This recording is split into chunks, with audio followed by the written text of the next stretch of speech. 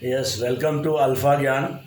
Today I am going to tell you what is the modus operandi of हवाला operating. हवाला से पैसा कैसे लेन देन होता है, हवाला ट्रांजैक्शन लीगल है या इलीगल है।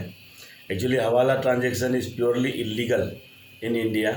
हवाला ट्रांजैक्शन में क्या होता है, जैसे आपको कैश चाहिए किसी चीज़ के बदले में, तो देयर इज ए हवाला ऑपरेटर, वो आपको कैश देगा, लेकिन उसके लिए कोड वर्ड होता है।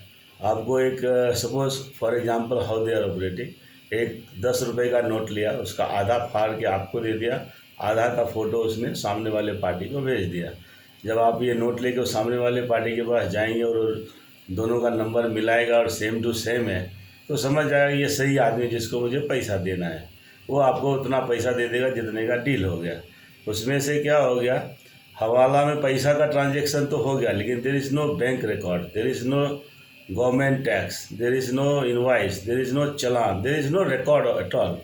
उससे क्या होता है, गवर्नमेंट को रेवेन्यू लॉस होता है।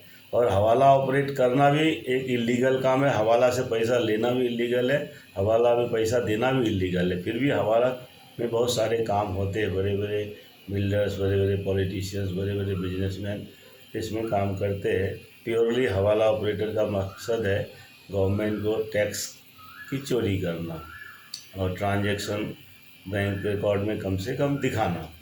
लेकिन ये बहुत बड़ा कारोबार है और इसमें बहुत सारा उनकी कमाई होती है। हवाला ऑपरेटर कमीशन भी लेते हैं आपसे, लेकिन हवाला ऑपरेटर के थ्रू पैसा लेना या देना बिल्कुल इलीगल है। इसलिए please be aware and don't use any हवाला ऑपरेटर ट्रांजैक्शंस। Thank you.